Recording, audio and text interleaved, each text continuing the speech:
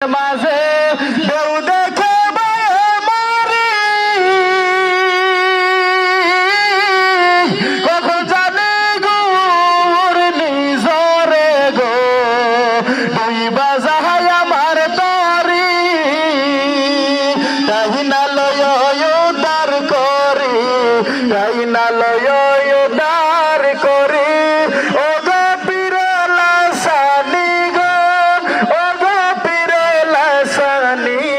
হযরত কেবলা রেজবি মৌলা সানি আওয়াজ করনি, হযরত কেবলা রেজবি মৌলা রে সানি আওয়াজ কর